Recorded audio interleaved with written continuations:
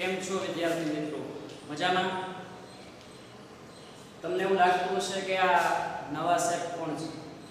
તો પહેલા મારું ઇન્ટ્રોડક્શન આપી દઉં. મારું નામ છે પ્રશાંત વ્યાસ. લાયકાતના ધોરણે વાત કરવામાં આવે તો એમએસસી બીએડ.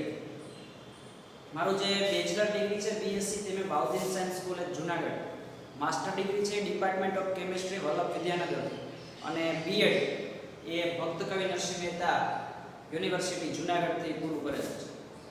અને છેલ્લા 2 વર્ષથી કાળવા ચોક ઉપર જે સ્વામિનારાયણ ગુરુકુલ કોલેજ જુનાગઢ કે જ્યાં બીએસસી કોલેજમાં એઝ અ કેમિસ્ટ્રી લેક્ચરર તરીકે છેલ્લા 2 વર્ષથી ફરજ બજાવું છું. મતલબ કે એઝ અ પ્રોફેસર તરીકે છેલ્લા 2 વર્ષથી ત્યાં સ્વામિનારાયણ ગુરુકુલ કોલેજ જુનાગઢમાં ભણાવું છું. અને આ વર્ષથી તમારું જે કેમિસ્ટ્રી છે એ આપણે સાથે સાથે ભણતા જશું. હવે ઘણા બધા તમે અત્યારે 11માં આવ્યા છો એટલે અત્યાર સુધી તમારે વિજ્ઞાન આવતું. વિજ્ઞાનમાં શું આવતું તો કે એમાં ભૌતિક વિજ્ઞાન પણ આવતું, જીવ વિજ્ઞાન પણ આવતું, રસાયણ વિજ્ઞાન પણ આવતું. પરંતુ હવે તમારે 11મા ધોરણથી વિજ્ઞાનના 3 ભાગ પાડી દીધા છે. મતલબ કે જો તમારે A ગ્રુપ હશે તો તમારે મેથ્સ, ફિઝિક્સ અને કેમિસ્ટ્રી હશે અને B ગ્રુપ હશે તો બાયોલોજી, કેમિસ્ટ્રી અને ફિઝિક્સ હશે. મતલબ કે તમારે કેમિસ્ટ્રી A ગ્રુપમાં હો કે B ગ્રુપમાં હો તમારે કેમિસ્ટ્રી તો કમ્પલસરી ભણવાનું જ છે. બીજી બાબત કે તમને બીજા બધા સબ્જેક્ટ કરતા કેમિસ્ટ્રીમાં થોડુંક એવું લાગતું હશે કે સાહેબ આ થોડુંક બોરિંગ છે, સમજાતું નથી, અથવા તો કંટાળો આવે છે, અથવા તો બહુ લેન્ધી છે. આવા ઘણા બધા ક્વેશ્ચન્સ થતા હશે. જો ન થતા હોય તો વેલ એન્ડ ગુડ. અને ન થતા એનો મીનિંગ એમ કે તમારો જે બેઝ છે એ બેઝ ક્લિયર છે. કારણ કે જો બેઝ ક્લિયર હશે તો આ કોઈ ઇશ્યુ આવવાના નથી. બરાબર? પણ તમને એવું લાગે છે કે મેં હમણાં જે આગળ તમને ક્વેશ્ચન કર્યા એમાંથી કોઈ પણ તમને ક્વેશ્ચન થતો હોય તો તમારે જરાય ગભરાવાની જરૂર નથી. કારણ કે તમે જે એક સ્કૂલ નક્કી કરી છે, આજે શાળા ડીકે ભરાડ વિદ્યા મંદિર જે નક્કી કરી છે એક શ્રેષ્ઠ શાળા છે.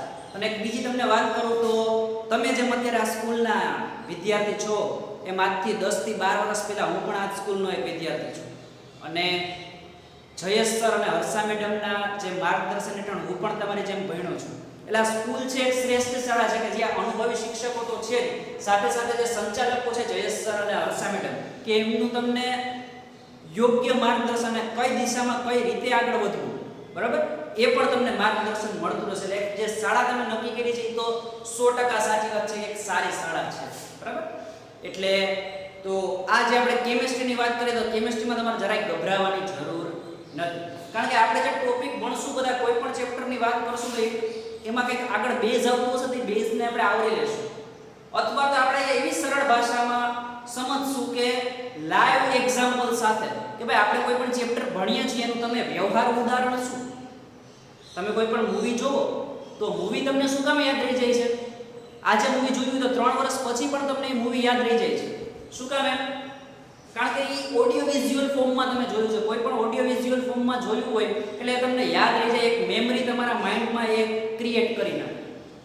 જ્યારે અહીંયા તમે સબ્જેક્ટ રિલેટેડ સબ્જેક્ટ સામે બેઠા તો હો, બરાબર, પણ તમારું માઇન્ડ છે એ આ સબ્જેક્ટ સાથે રિલેટેડ ન હોય.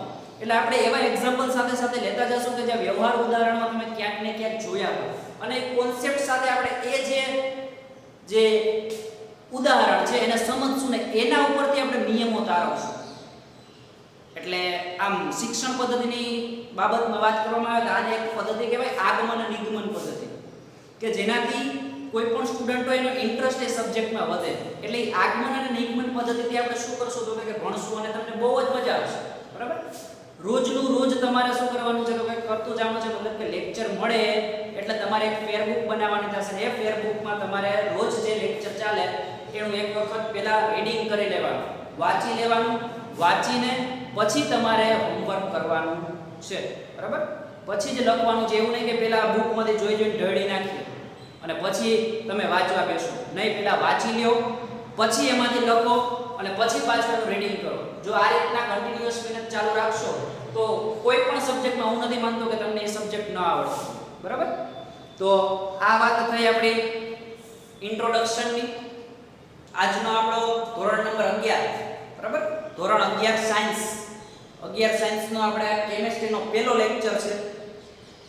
મારી જે વિડિયો સિરીઝ છે આપણા વિડિયો લેક્ચરમાં તમારા બધાનું હાર્દિક સ્વાગત છે. ધોરણ નંબર 11માં બે ભાગ છે. એમાં બે ભાગમાં ધોરણ નંબર 11 માં બે ભાગ છે. એમાં બે ભાગમાં પહેલો ભાગમાં છેલ્લું ચેપ્ટર, પહેલા ભાગમાં છેલ્લું ચેપ્ટર કે જેનું નામ છે સંતુલન. ચેપ્ટરનું નામ શું છે? સંતુલન. આ સંતુલન ચેપ્ટરનો આપણે અભ્યાસ કરવાનો છે. આ સંતુલન ચેપ્ટરમાં આપણે ભણવાનું છે. તો આ સંતુલન ચેપ્ટર ભણવા માટે બહુ ઈઝી ચેપ્ટર છે. બરાબર? તમે પ્રક્રિયાઓ 10મા ધોરણમાં ઘણી બધી પ્રક્રિયાઓ જોઈ ગયા છો. પ્રક્રિયાઓમાંથી નિપજ મળે, નિપજમાંથી પાછી પ્રક્રિયક મળે. આ બધી જ વસ્તુ જોઈ ગયા છો. એને રિલેટેડ જ આ એક્ઝામ્પલ છે, પણ થોડુંક ટુવર્ડ્સ અહેડ, થોડુંક આપણે શું જવાનું છે? આગળ જવાનું છે. તો સંતુલન ચેપ્ટરની વાત કરીએ તેના માટે થોડીક બેઝિક જરૂરી છે આપણે. બરાબર? થોડુંક બેઝિક આપણને ખબર હોવું જોઈએ. તો આપણે રિકેપ કરી લઈએ. જેમ કોઈ પણ સિરિયલ આવે એમાં થોડુંક હાફ એન અવરનો હોય તેમાં તમને 2-3 મિનિટમાં બતાવી દઈએ કે લાસ્ટ લેક્ચરમાં શું, લાસ્ટ જે સિરિયલ હતી એમાં લાસ્ટ એપિસોડમાં શું આવ્યું હતું. એમ આપણે પણ થોડુંક સંતુલન વિશે રિકેપ કરી લઈએ. માનો કે કોઈ પણ એક પ્રક્રિયા છે a + b it gives c + d. આ એક પ્રક્રિયા મેં લખી છે. બરાબર? કે a અને b બે ભેગા થઈને એમાંથી c + d આપે છે. બરાબર? આ એરો છે એનો મીનિંગ શું થાય હમણાં જોઈએ. a + b શું છે? તો કે એને આપણે પ્રક્રિયકો કહેશું. શું કહેશું? પ્રક્રિયકો. આ a અને b પ્રક્રિયકોમાંથી આપણને c અને d શું મળે છે? તો કે નિપજ મળે છે. c અને d નિપજ મળે છે.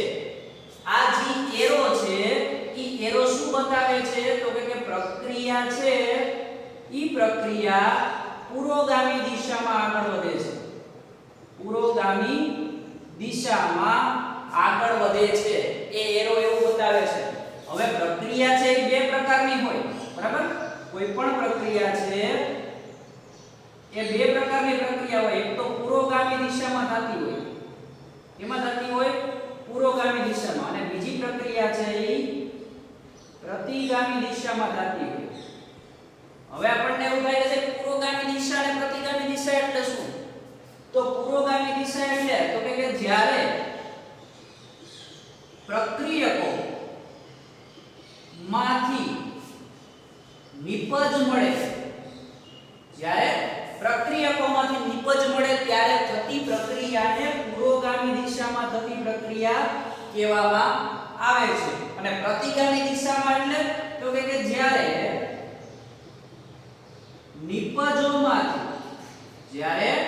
નિપજોમાંથી પ્રક્રિયક મળે, નિપજોમાંથી પ્રક્રિયક મળે ત્યારે થતી પ્રક્રિયાને આપણે પ્રતિગામી દિશામાં થતી પ્રક્રિયા કહેવામાં આવે છે.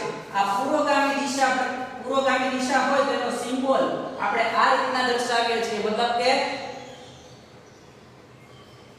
લેફ્ટ થી રાઈટ જઈએ છીએ. જ્યારે પ્રતિગામી દિશા હોય ત્યારે રાઈટ થી લેફ્ટ જઈએ છીએ. એને આ રીતના દર્શાવવામાં આવે છે.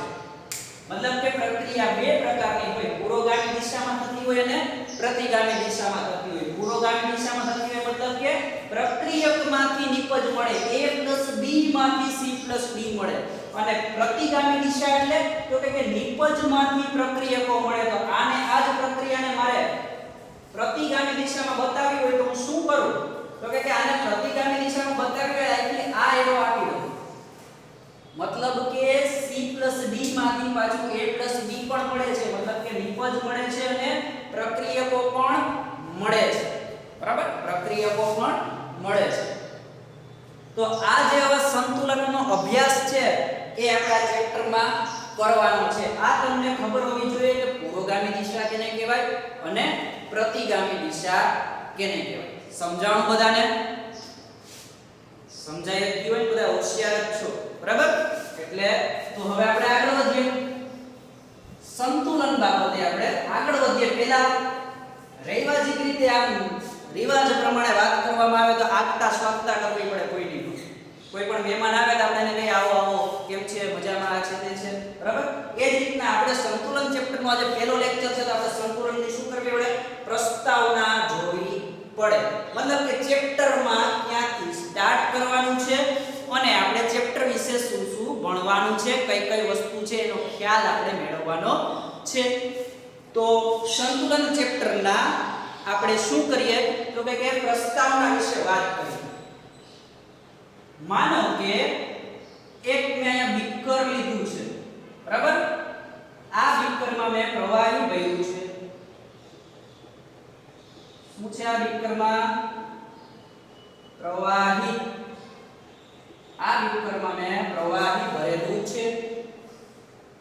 આ મેં બંધ પાત્રમાં આખી પ્રક્રિયા રાખી છે, મતલબ કે આથી બહારથી એક આખું મોટું વાસણ રાખી દીધું છે કે પાત્ર કેવું છે તો કે બંધ પાત્ર છે. પાત્ર કેવું છે?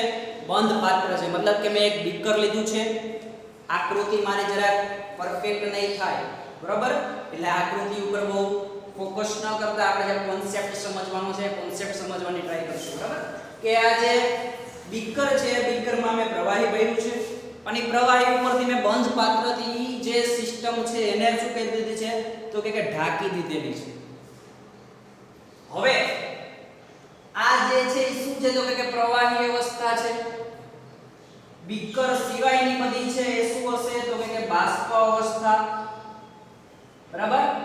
બાષ્પ અવસ્થામાં પણ પાણીનું પ્રમાણ હોય, બરાબર? ભેજ, ઝાકળ, આ બધું શું છે તો કે ઈ પાણીનો જે ભાગ છે. તો આ પ્રવાહી અવસ્થા અને બાષ્પ અવસ્થા, આ પ્રવાહી અવસ્થા છે દરેક કોઈ પણ ઘટક હોય એને પોતાની કઈ ગતિજ ઊર્જા હોય. શું હોય? ગતિજ ઊર્જા હોય છે દરેક ઘટક. અને આ દરેક ઘટકને કારણે શું થાય તો કે ગતિજ ઊર્જા એટલે તો કે કોઈ પણ પદાર્થ હોય એના ઘટક કણો વચ્ચે આ ઘટક કણો એકબીજા સાથે ગોઠવાયેલા હોય, બરાબર? ઘન હોય તો આ રીતના પ્રવાહી હશે, આ ઘન સ્થિતિ છે. પ્રવાહી હશે તો માનો કે આના થોડા ઘટક પણ આ રીતના છૂટા છૂટા ગોઠવાયેલા હોય, અને વાયુ સ્થિતિ હશે તો શું હશે? આ રીતના અલગ અલગ. તો આ ઘન પ્રવાહી અને વાયુના ઘટક પણ ગોઠવાયેલા હોય. ગતિજ ઊર્જા એટલે શું તો કે ગતિજ ઊર્જા એટલે તમારે કે આવશે k = 1/2 mv², કે જ્યાં m છે એ શું છે તો કે પદાર્થનું દળ છે અને v છે એનો શું છે તો કે વેગ છે. તો આ k = 1/2 mv² ને ગતિજ ઊર્જા કહેવામાં આવે છે. તો ગતિજ ઊર્જા એટલે શું તો કે આ ઘટક કણો છે પોતાના સ્થાનની આસપાસ આજુબાજુ શું કરતા હોય તો કે દોલનો કરતા હોય. આ ઘટક પણ આ બધી દિશામાં જાય એટલે આ દોલન કરતા હોય, એના કારણે શું થશે તો કે આ પ્રવાહી અવસ્થામાં પણ ગતિજ ઊર્જાને કારણે પ્રવાહી છે એ પ્રવાહી બાષ્પ અવસ્થામાં જશે. મતલબ કે અહીંથી આ પ્રવાહી છે એ બાષ્પ અવસ્થામાં જશે. પાણીનું માનો કે આ પ્રવાહી એટલે પાણી છે તો પાણીનું શું થશે તો કે બાષ્પીભવન થશે. હવે બાષ્પીભવન થશે એટલે શું થાય છે તો કે પાણી છે એ પાણી પ્રવાહીની સપાટી છોડી અને બહાર જે વાયુ અવસ્થા છે વાયુ અવસ્થાની સ્થિતિમાં જાય છે. હવે આ બાષ્પ અવસ્થા છે પહેલા એનું બાષ્પ દબાણ કેવું હશે તો કે ઓછું હશે, દબાણ અહીંયા ઓછું હશે. જો બંધ પાત્ર ન હોત તો આ વાયુ છે, આ પ્રવાહી છે વાયુ અવસ્થામાં ફેરવાનું એ વાતાવરણમાં ભળી જાય. પણ આપણે પાત્ર કેવું રાખ્યું છે? બંધ રાખ્યું છે કારણ કે મારે ઘટનાનો અભ્યાસ કરવો છે, ઘટના છે એની મારે જાણકારી મેળવવી છે કે પ્રવાહી અને વાયુ અવસ્થા વચ્ચે ક્યારે સંતુલન થાય છે. તો શું થયું તો કે પ્રવાહીમાંથી પ્રવાહીના અણુઓ એ વાયુ અવસ્થામાં વયા ગયા. વાયુ અવસ્થામાં ગયા એટલે બાષ્પ અવસ્થા છે એમાં અમુક પાણીના કણ તો હતા જ. વૈધા એટલે બાષ્પ દબાણમાં આ જે બંધ પાત્ર છે કે જ્યાં જ્યાં વાયુ હતો ત્યાં શું થશે તો કે બાષ્પ દબાણમાં વધારો થશે. બાષ્પ દબાણમાં વધારો થશે. હવે બાષ્પ દબાણ વધે એટલે શું થાય તો કે માનો કે આ બાષ્પના કણ આ રીતના વાયુના કણો હોય. હવે આ પ્રવાહી અવસ્થામાંથી વાયુના કણ આવે એટલે વાયુના કણ શું થાય તો કે આનાથી થોડાક નજીક આવશે. થોડાક નજીક આવે એટલે શું થાય તો કે સંઘનનની ઘટના થાય. શું થાય? સંઘનનની ઘટના. એટલે આઈથી પાછા માનો કે ભેગા થાય તો આ બાષ્પ છે એ પાછું પ્રવાહી અવસ્થામાં આવી જાય અને પ્રવાહી અવસ્થામાં આવે તો ગુરુત્વાકર્ષણને કારણે એ પાછું પાણી ક્યાં આવશે? નીચે આવશે.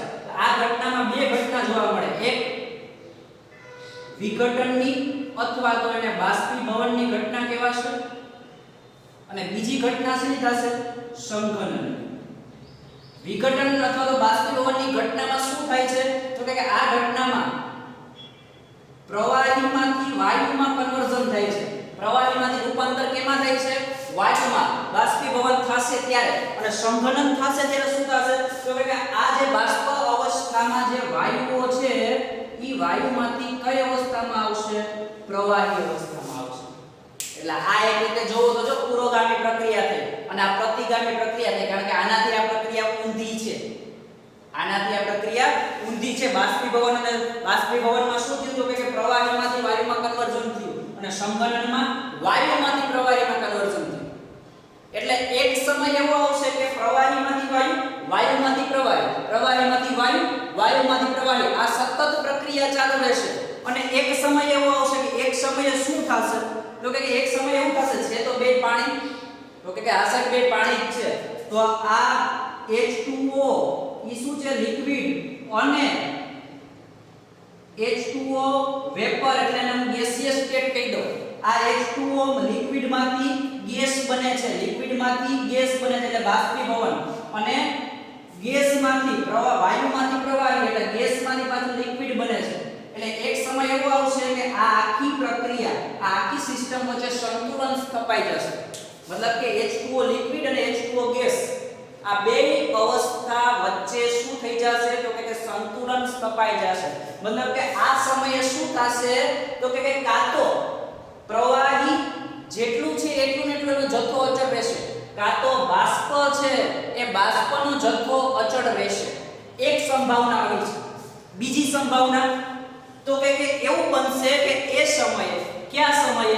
તો કે જ્યારે સંતુલન સ્થપાય છે ત્યારે પ્રવાહીમાંથી જેટલા અણુનું વાયુ સ્વરૂપમાં રૂપાંતર થતું હશે એટલા જ અણુ, એટલા જ વાયુ સ્વરૂપમાંથી પ્રવાહી સ્વરૂપમાં રૂપાંતર થતું હશે. મતલબ કે લિક્વિડ અને ગેસ વચ્ચે શું હશે? ઇક્વિલિબ્રિયમ. સંતુલનને ઇંગ્લિશમાં શું કહેવાય? ઇક્વિલિબ્રિયમ. મતલબ કે ઇક્વિલિબ્રિયમ સ્ટેજ, સંતુલન સમયે શું થશે? બે પ્રક્રિયા થાય, કાં તો બેના જથ્થા અચળ રહે, પ્રવાહી જેટલું છે એટલું ને એટલું રહે, બાષ્પ જેટલું છે એટલું ને એટલું રહે.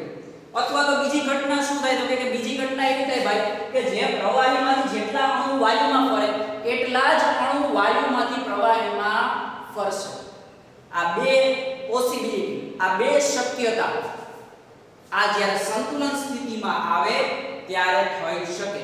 મતલબ કે આ પરિસ્થિતિ માટે આપણે લખી શકીએ કે H2O લિક્વિડ અને H2O ગેસ વચ્ચે શું હશે? તો કે સંતુલન હશે.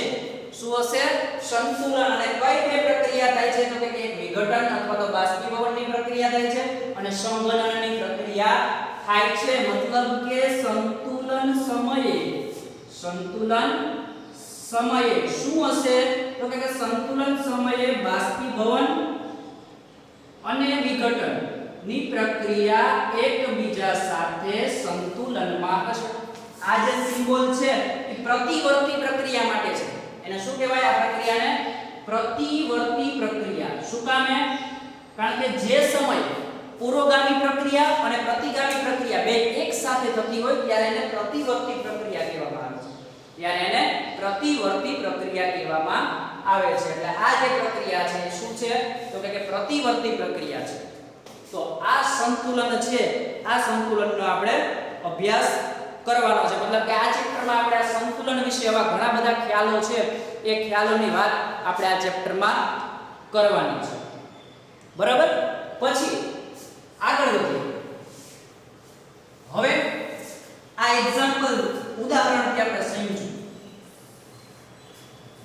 પાછું જ હું જે ABCD વાળું એક્ઝામ્પલ લીધું તે એક્ઝામ્પલ પાછું A + B માંથી શું થાય છે? C + D.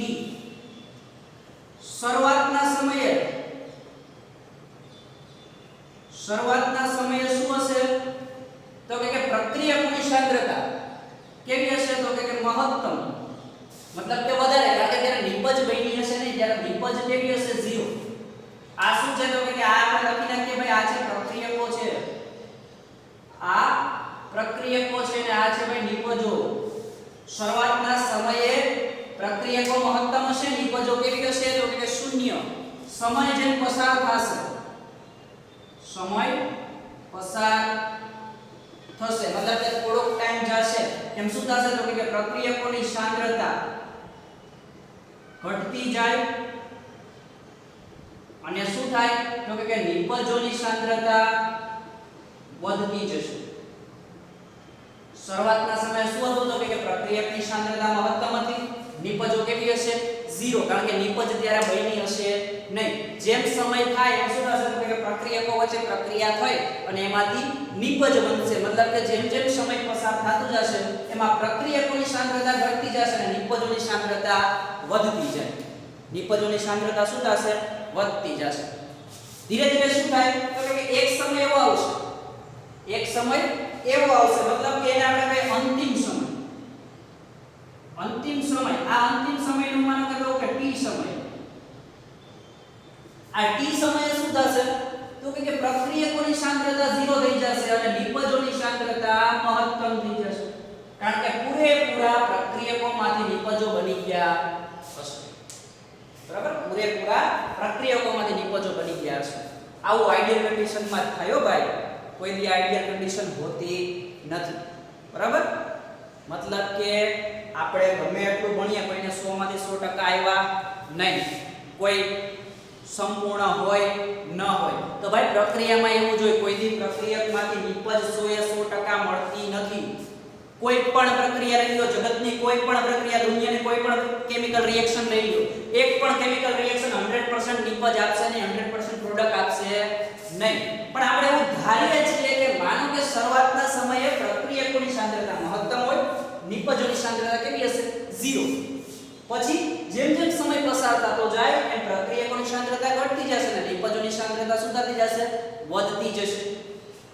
અંતિમ સમયે શું થાય છે તો કે ભાઈ પ્રક્રિયકોની સાંદ્રતા 0 થઈ જાય છે ત્યારે નિપજોની સાંદ્રતા મહત્તમ થઈ જાય છે. પણ આવું હોતું નથી. દરેક વખતે તમે પ્રક્રિયકોમાંથી નિપજો મેળવશો તો ક્યારેય નિપજ 100% મળે નહીં. અમુક પ્રક્રિયક તો બાકી રહી જાય અને રહી જ જાય. બરાબર, તો આ પ્રક્રિયા થાય છે. તો આ પ્રક્રિયા થાય છે. હવે શું થાય તો કે એક સમય આવશે. બરાબર, એક સમય આવે કે જ્યારે શું થાય તો કે માનો કે ગતિશીલ સંતુલન આપણે કરવું છે.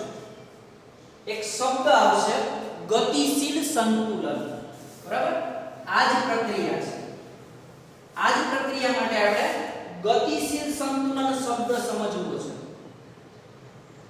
શબ્દ ઉપર ખાસ ધ્યાન આપજો. શબ્દનું નામ છે ગતિશીલ સંતુલન. સંતુલન તો કરું ભાઈ પણ ગતિશીલ સંતુલન. આપણે એમ કહી દઈએ છોકરો ડાયો કરી પણ બહુ ડાયો. બરાબર, આપણે એને હું એડજેક્ટિવ લગાડ્યો છે કે છોકરો ડાયો પણ બહુ ડાયો. આ તો ડાયો છે પણ આ એનાથી પણ ડાયો છે, દોઢ ડાયો નહીં હો. એટલે સંતુલન તો ખરું પણ શું? ગતિશીલ સંતુલન. તો કે ભાઈ ગતિશીલ સંતુલન એટલે શું? તો કે ગતિશીલ સંતુલનમાં શું થાય તો કે પુરોગામી પ્રક્રિયા અને પ્રતિગામી પ્રક્રિયા. પુરોગામી પ્રક્રિયા અને પ્રતિગામી પ્રક્રિયાના વેગ કેવા હશે? સમાન હશે. અને સમાન હોય તો એને આ રીતના આપણે એરા દ્વારા દર્શાવી શકાય. મતલબ કે જે સમયે એવું લખી શકાય કે જે સમયે અને તાપમાને પુરોગામી પ્રક્રિયા અને પ્રતિગામી પ્રક્રિયાના વેગ સમાન હોય તે સ્થિતિને ગતિશીલ સંતુલન કહેવામાં આવે છે. પાછું બોલું છું, જે સમયે અને તાપમાને પુરોગામી પ્રક્રિયા અને પ્રતિગામી પ્રક્રિયાઓના વેગ સમાન હોય તે સ્થિતિને તે પદાર્થની ગતિશીલ સંતુલન કહેવામાં આવે છે. વ્યાખ્યા કેવી પડે તો ગુજરાતી શું સાહેબ? આ તો બધું ઉપરથી કયું. પાછું બોલું, જે સમયે અને જે તાપમાને પુરોગામી પ્રક્રિયા અને પ્રતિગામી પ્રક્રિયાઓના વેગ સમાન હોય તે પદાર્થનું ગતિશીલ સંતુલન કહેવામાં આવે છે. મતલબ કે ગતિશીલ સંતુલન એ શું હોય તો કે ભાઈ ગતિશીલ સંતુલન એ પુરોગામી પ્રક્રિયા અને પ્રતિગામી પ્રક્રિયાઓના વેગ સમાન હોય. એનો મીનિંગ એવો કે જેટલો AB માંથી CD મળે એટલો જ CD માંથી AB મળે. મતલબ કે જેટલા પ્રક્રિયકમાંથી નિપજ મળતી હોય એટલી જ નિપજમાંથી પ્રક્રિયક મળે. માનો કે 10 ગ્રામ પ્રક્રિયકમાંથી 10 ગ્રામ નિપજ મળતી હોય તો એ સમયે પાછી 10 ગ્રામ નિપજમાંથી શું મળે? 10 ગ્રામ પ્રક્રિયા. તો આવી જે સ્થિતિ આવે એને શું કહેવામાં આવે છે? તો કે ગતિશીલ સંતુલન. અને હંમેશા કોઈ પણ પ્રક્રિયા છે એ ગતિશીલ સંતુલન સ્થિતિ પ્રાપ્ત કરવાનું શું કરે? વલણ ધરાવે. કોઈ પણ પ્રક્રિયા છે ને ગતિશીલ સંતુલનમાં આવવું હોય, કારણ કે ગતિશીલ સંતુલનમાં આવી જાય તો સ્ટેબલ થઈ જાય. આપણે પણ ભણીએ છીએ શું કામ? તો કે ભાઈ ભણીને શું કરવું છે? તો કે સાહેબ સારી કોલેજ અથવા તો ઇન્સ્ટિટ્યૂટમાં એડમિશન લેવું છે. પછી શું કરવું છે? તો કે સાહેબ સારી નોકરી કરવી છે. પછી શું કરવું છે? તો કે સાહેબ ગાડી લેવી છે, બંગલો લેવો છે. પછી શું કરવું છે? તો કે સાહેબ મેરેજ કરવા છે. પછી શું કરવું છે? તો કે બસ આરામની લાઈફ જીવવી છે. તો તમે પણ શું કરો છો? સ્ટેબલ થવા માટે આ બધા પ્રયત્ન કરો છો. એમ કેમેસ્ટ્રીમાં પણ જે આ કઈ હલચલ છે, જે પણ કઈ આપણે ભણીએ છીએ શું છે? તો કે દરેક સિસ્ટમને સ્ટેબલ થવું છે. પછી માણસ હોય, પ્રાણી હોય, વનસ્પતિ હોય કે આ પ્રક્રિયા હોય. બરાબર? એટલે કેમેસ્ટ્રી તમે જોશો તો કેમેસ્ટ્રી ઇઝ એવરીવેર. જ્યાં પણ જોશો ત્યાં તમને કેમેસ્ટ્રી દેખાશે. ઉઠશો ત્યાંથી સુવો ત્યાં સુધી. ઉઠીને તમે સીધું પેલું બ્રશ લ્યો છો. બ્રશ છે એ પોલિમર છે. બરાબર? પોલિમર ચેપ્ટર તમારે 12મા ધોરણમાં આવશે. બ્રશ છે એ શું છે? પોલિમર છે. સુવો ત્યારે ગાદલામાં સુવો છો. ડનલોપના ગાદલા છે તો ડનલોપના ગાદલા પણ એના માટે પણ એની કેમિકલ રિએક્શન હોય છે કે એના ઉપરથી એ ગાદલું પોચું કઈ રીતે બને એ થાય છે. આવું તો ઘણું બધું તમે જ્યાં જોવો ત્યાં તમને કેમેસ્ટ્રી દેખાશે. મતલબ કે કેમેસ્ટ્રી ઇઝ એવરીવેર. બધે જ કેમેસ્ટ્રી છે. અને જો આ રીતના રસ દાખવો ને તો તમને કેમેસ્ટ્રી છે એકદમ ઈઝી થઈ જાય. બરાબર? મતલબ કે આપણે તો ગતિશીલ સંતુલન સમજતા હતા. ખબર પડી ગતિશીલ સંતુલન એટલે? ખબર પડી ગઈ ને ભાઈ. ક્યારના સમજીએ છીએ કે પ્રક્રિયાઓ અને નિપજોની સાંદ્રતા સમાન હોય અથવા તેના વેગ શું હોય? સમાન હોય. મતલબ કે જેટલા પ્રક્રિયકોમાંથી નિપજ બનશે એટલી જ નિપજમાંથી શું બનશે? તો કે પ્રક્રિયકો બને. બરાબર? પ્રક્રિયકો બને. હવે મતલબ કે આ ગતિશીલ સંતુલન આવી ગયું. પછી એક નવો શબ્દ આવે કે રાસાયણિક સંતુલન. શું શબ્દ આવે છે? રાસાયણિક સંતુલન. શબ્દો ઉપર વાત નથી બધા શબ્દો છે એ અગત્યના છે. રાસાયણિક સંતુલન. ગતિશીલ સંતુલન પછી શબ્દ આવે છે રાસાયણિક સંતુલન. મતલબ કે જ્યારે કોઈ પણ પ્રક્રિયક અથવા નિપજ વચ્ચે સંતુલન સર્જાય ત્યારે ત્રણ પોસિબિલિટી થાય. 1 2 અને 3. ત્રણ શક્યતા થાય જ્યારે રાસાયણિક સંતુલન સર્જાય ત્યારે ત્રણ શક્યતા થાય. એ ત્રણ શક્યતા શું? તો કે પહેલી શક્યતામાં શું થશે? તો કે પ્રક્રિયકનો મહત્તમ જથ્થો નિપજમાં રૂપાંતર પામે. આ પહેલી પોસિબિલિટી, પહેલી શક્યતા કે પ્રક્રિયકમાંથી મહત્તમ જથ્થો નિપજમાં રૂપાંતર પામે. મેં એવું શું કામ લખ્યું મહત્તમ જથ્થો? તો કે હમણાં જ કીધું તમને કે ક્યારેય 100% પ્રક્રિયકમાંથી 100% નિપજ મળે નહીં. બરાબર? નિપજ 100% મળે નહીં એટલે મેં એવું વાક્ય લખ્યું કે પ્રક્રિયકનો મહત્તમ જથ્થો નિપજમાં રૂપાંતર પામે. પ્રક્રિયકનો મહત્તમ જથ્થો છે એ શેમાં રૂપાંતર પામશે? તો કે કેમાં બાકી રહે? તો કે નિપજમાં રૂપાંતર પામે. મતલબ કે આ સમયે શું થશે? તો કે પ્રક્રિયકનો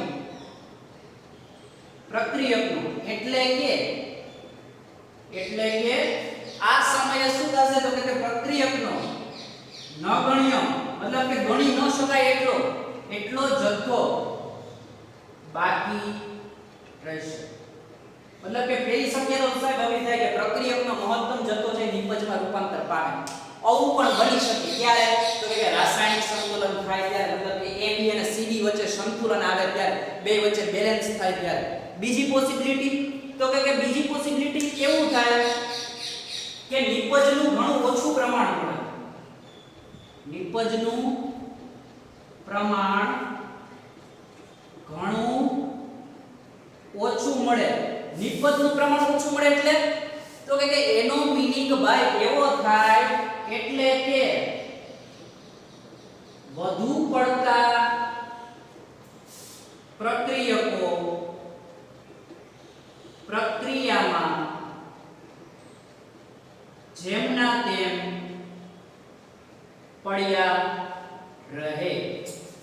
બીજી પોસિબિલિટી એવી થાય કે ભાઈ નિપજનું પ્રમાણ નિપજનું પ્રમાણ ખૂબ જ ઓછું મળે એટલે તો કે વધુ પડતા પ્રક્રિયકો આ પ્રક્રિયકો છે એકબીજા સાથે પ્રક્રિયા કરી અને નિપજ આપશે નહીં. તો AB છે એમને પડ્યા રહેશે. AB માંથી CD માં કન્વર્ઝન થશે નહીં, એનું રૂપાંતર AB માંથી CD માં થશે નહીં. અને AB માંથી CD માં રૂપાંતર ન થાય તો નિપજનું પ્રમાણ કેવું મળે? ઘણું ઓછું મળે. એટલે કે વધુ પડતા પ્રક્રિયકો, વધારે પ્રમાણમાં પ્રક્રિયકો છે એ શું કરશે તો કે જેમના તેમ ત્યાં ને ત્યાં પડ્યા રહેશે. બરાબર? અને બીજું શું થાય તો કે બીજું એવું થાય કે ભાઈ આ આઈડિયલ કન્ડિશન કે પ્રક્રિયકો અને નિપજો ના વેગ સરખા હોય. પ્રક્રિયકો અને નિપજોના વેગ સરખા હોય મતલબ કે જેમ આપણે વાત કરી એમ ગતિશીલ સંતુલન, પુરોગામી પ્રક્રિયા અને પ્રતિગામી પ્રક્રિયાના વેગ હંમેશા કેવા હોય? સમાન હોય. ક્યારે તો કે ગતિશીલ સંતુલન હોય તો મતલબ કે જ્યારે રાસાયણિક સંતુલન થશે ત્યારે આ ત્રણમાંથી એક પોસિબિલિટી થાય. કેવી પોસિબિલિટી તો કે પ્રક્રિયકનો મહત્તમ જથ્થો નિપજમાં રૂપાંતર પામે, મતલબ કે પ્રક્રિયક થોડાક જ બાકી રહે. બીજી પોસિબિલિટી તો કે નિપજનું પ્રમાણ ઘણું ઓછું મળે, મતલબ કે પ્રક્રિયકો વધારે એમનેમ પડ્યા રહે. અને ત્રીજું પ્રમાણ તો કે ત્રીજી શક્યતા તો કે ત્રીજી શક્યતા એટલે પ્રક્રિયકો અને નિપજોના વેગ હંમેશા કેવા રહે? સરખા રહે. મતલબ કે જેટલો પ્રક્રિયકમાંથી નિપજ મળે એટલી જ નિપજમાંથી પ્રક્રિયક મળશે. તો આ પોસિબિલિટી છે એ જ્યારે પણ રાસાયણિક સંતુલન થાય તો રાસાયણિક સંતુલનમાં આટલા પ્રકારની શક્યતા છે થઈ શકે. હવે આ જે પ્રક્રિયકો છે એની કઈક સાંદ્રતા હશે. એ પ્રક્રિયકોની સાંદ્રતા આપણે આગળ અભ્યાસ કરશું, આપણે આગળ ભણશું. આપણે તો આગળ એમાં જોશું તો શું થશે તો કે આ પ્રક્રિયકો છે એની તમે સાંદ્રતામાં ફેરફાર કરો ને પછી તાપમાનમાં ફેરફાર કરો તો પણ શું થશે તો કે નિપજોમાં તમને ફેરફાર જોવા મળશે. મતલબ કે પ્રક્રિયકોની સાંદ્રતામાં વધઘટ કરો, વધારો કે ઘટાડો કરો તો પણ નિપજમાં વધારો કે ઘટાડો જોવા મળશે. પ્રક્રિયકોના તાપમાનમાં વધારો કે ઘટાડો કરો, વધારો કે ઘટાડો કરો તો પણ તમને નિપજોના પ્રમાણમાં ફેરફાર જોવા મળશે. કઈ રીતે જોવા મળશે એ આપણે આગળ જે લેક્ચર આવશે એમાં જોશું. તો આજના આપણા લેક્ચરમાં શું જોયું તો કે ભાઈ જે ઇન્ટ્રોડક્શન છે ઇન્ટ્રોડક્શન જ જોયું. આ સંતુલન શબ્દને આપણે ખાલી સમજાય, સંતુલન શબ્દને સમજાય. આગળ આપણે ભૌતિક જે નેક્સ્ટ લેક્ચર આપણો આવશે ત્યારે આપણે ભૌતિક પ્રક્રમમાં સંતુલન, ઇક્વિલિબ્રિયમ ઇન ફિઝિકલ સ્ટેટ, ભૌતિક પ્રક્રમમાં સંતુલન ત્યાંથી આપણે સ્ટાર્ટ કરશું. તો આજનો લેક્ચર વ્યવસ્થિત રીતે વાંચી પછી ફેરબુકમાં લખજો, પછી પાછું વાંચજો અને આ લેક્ચરનું રિવિઝન સરસ રીતે થાય અને વાંચો. કારણ કે આ બેઝ છે સંતુલન ચેપ્ટરમાં. આજે જે ભણ્યા એ તમને ખબર હશે તો આગળ આપણે જે બધા કોન્સેપ્ટ જે ટોપિક ભણવાના છે ટોપિકમાં મજા આવશે. તો આજનો લેક્ચર આપણે અહીંયા સુધી રાખીએ છીએ. પ્રસ્તાવના સુધી આપણે પૂરું કર્યું છે. નેક્સ્ટ લેક્ચર નંબર 2 માં આ જે આપણો પહેલો લેક્ચર હતો લેક્ચર નંબર 2 માં આપણે ભૌતિક પ્રક્રમમાં સંતુલન મતલબ કે ઇક્વિલિબ્રિયમ ઇન ફિઝિકલ સ્ટેટ ત્યાંથી ચાલુ કરશું. ત્યાં સુધી બધાને આવજો. મહાદેવ. હર નેક્સ્ટ લેક્ચરમાં પાછા મળીએ છીએ.